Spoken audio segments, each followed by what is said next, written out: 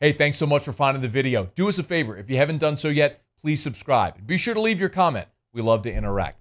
Enjoy the video.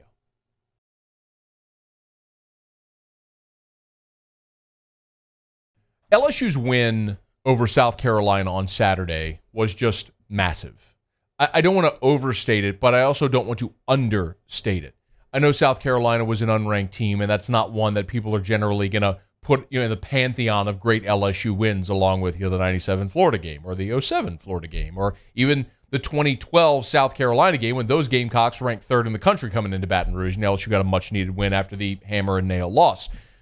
But a loss on Saturday very likely could have caused LSU to spiral. You were sitting there at 1-2. If you lose to South Carolina, you're 1-3. Now you got to go on the road to Auburn before you have an open date and then Bama. Like 1-5 would have been very realistic had you gone out there and not improved on Saturday. Flip side is you go out and you win. Now you're 2-2. TJ Finley emerges. You've remedied some of your defensive issues. And now you go on the road to an Auburn team that won't be a full stadium and has its own very sincere issues. An Auburn team that, by the way, but for two horrendous officiating miscues, should be a 1-4 football team right now. Like, Arkansas and Ole Miss beat Auburn. Officials with egregious late-game miscues handed Auburn 2 wins. So this is not a good Auburn team that LSU is going to play, and one LSU should beat. That's not something that anybody was saying after the Missouri loss, when some of you, you know who you are, were flooding my mentions with, man, they're going 1-9. Show me another win on the schedule. You know who you are. I just don't have the time or the patience to go search for all of you on Twitter, but you know who you are. Couple of observations about Saturday. I'd be remiss if I didn't start with TJ Finley, who was magnificent. He was ready for the moment, and good on him. The last time that LSU started a true freshman quarterback was in 2014. It was Brandon Harris at Auburn. That didn't go so hot. Harris completed just 3 passes that day. LSU lost 41-7, and it was very clear that he was not ready for the moment. TJ Finley on Saturday was very much ready for the moment. Physically, he's obviously got all of the size, the stature, the arm strength. Everything was there, and the poise was there as well. We're going to go through the game here shortly, but those big picture tentacles for Finley are what's so impressive. A lot of people are suggesting today that Myles Brennan should be relegated to a backup role when he returns, that TJ Finley should be the guy. During his post-game comments on Saturday, this is post-game 4, Brain, Ed Orgeron was asked that point blank, is there a quarterback controversy? And he brushed aside the question and ultimately said there is no controversy, that Myles Brennan will be the starting quarterback when he returns.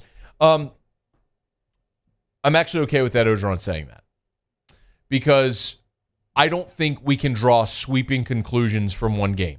I want to be very clear. TJ Finley was massively impressive, and I think clearly has a very bright future to be excited about moving forward.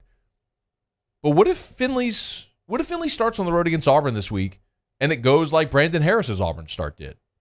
We're not having that conversation a week from today, right? So we've got time, and we'll go deeper dive into that in a bit. We got all show to talk about this, and I'm sure quarterback is going to consume a lot of the conversation.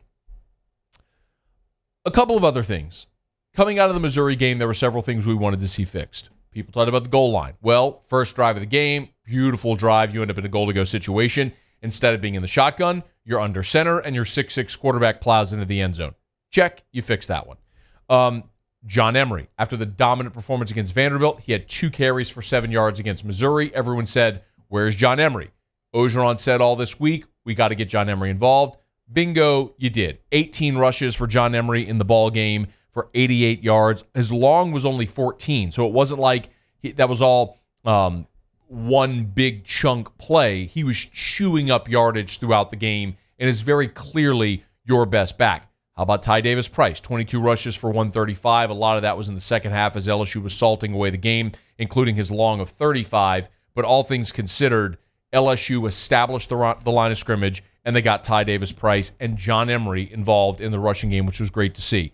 Maybe the best thing, aside from the poise shown by TJ Finley, was the dominance of the offensive line. LSU did not allow a sack. They ran for 276 yards in the ball game. 276. As imbalanced as you were against Missouri because of your inability to run against a sack box, the opposite happened in this one. We're lauding TJ Finley, who threw for 265, which was awesome, but LSU ran it 54 times for 276.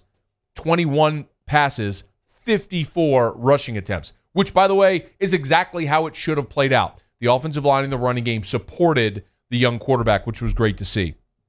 You dominated time of possession. First drive, 16 plays, shoot up 726. I mean, from first to last in that ball game, your offensive line was dominant and you controlled the clock.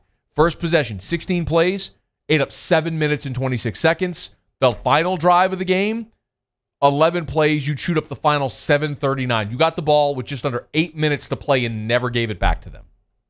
That was impressive. I mean, it was massively impressive. And if LSU, whatever they might achieve this year, that offensive line is going to have to be better than they were the first 3 games. They'll have to play like they did on Saturday against South Carolina. The defense is still unacceptable. The fact that you put together a 16-play drive to open the game, and then in 3 plays they've equalized it, is wholly unacceptable. You cannot set the edge, which is mind-boggling to me, that none of your defensive ends are capable of setting the edge and turning a play back to the interior. And it doesn't matter if it's Ali Gay or B.J. Ojulari or Andre Anthony or anybody who's played out there. And a lot of those guys did good things. Ali Gay had a couple of batted passes. B.J. Ojulari is a terror off the edge. He's the SEC Defensive Lineman of the Week. He had 4 tackles. 3 of them were sacks. He was awesome. There's no other way to say it. Absolutely phenomenal. But LSU can't set the edge, and the linebackers are massively disappointing. They're just not an aggressive bunch right now, and I don't know how you fix it. But what I do know is this week you're going to Auburn and you're facing Tank Bigsby, who's the best running back in the league after contact. If you aren't better tackling, like markedly better tackling, then Auburn is going to do offensively to you what you just did to South Carolina. We got all week to talk about that, about the Auburn game. But overall, it was an improvement defensively. It's still not good enough. Offensively, you continue to flourish. So exciting to see a talented young quarterback make the strides he did. And then on special teams, Cade York was perfect.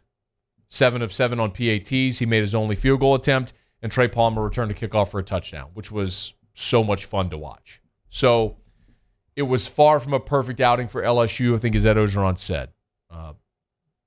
Far from perfect, a lot to clean up, but still by far the best performance of the year. You got a kickoff return for a touchdown. You got a pick 6 in the ball game as well, a defensive score. You scored just about every way you can. Passing, running. It was very therapeutic to watch LSU go be dominant and have something to build upon, which they did on Saturday against South Carolina.